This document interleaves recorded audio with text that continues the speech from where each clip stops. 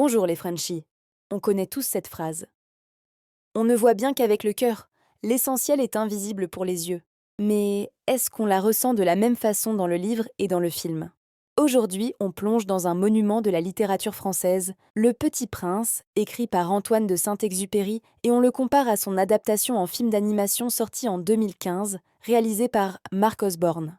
Livre poétique et philosophique, film moderne avec une petite fille et une nouvelle histoire. Alors, chef-d'œuvre respecté ou réinvention réussie, c'est parti. On commence par le livre, un conte pour enfants ou pour adultes.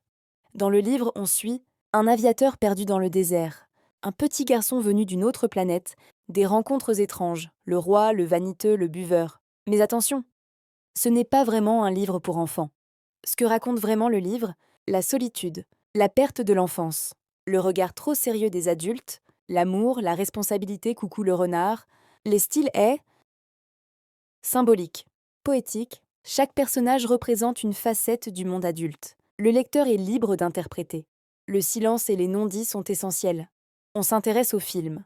Une histoire dans l'histoire, encore appelée théâtre dans le théâtre, ou mise en abîme.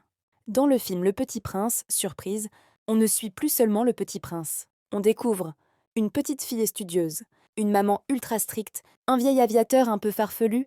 Le Petit Prince devient alors une histoire racontée à l'intérieur du film. Pourquoi ce choix?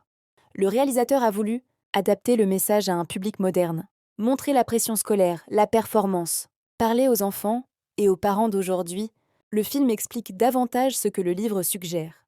Maintenant, on compare le livre et le film, les grandes différences.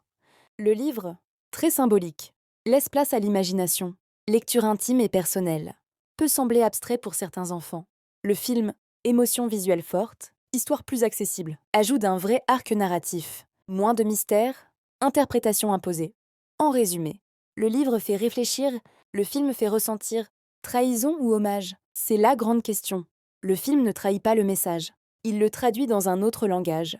Le cœur du message reste intact. L'enfance, l'amitié, le sens de la vie.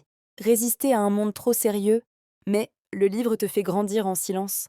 Le film te prend par la main. Le Petit Prince n'est pas une histoire qu'on consomme. C'est une histoire qu'on vit différemment selon l'âge. Le livre est un miroir intérieur. Le film est une porte d'entrée moderne. Les deux se complètent, plutôt que de s'opposer. Et toi? Tu préfères le livre ou le film? Tu l'as découvert enfant ou adulte? Dis-le en commentaire.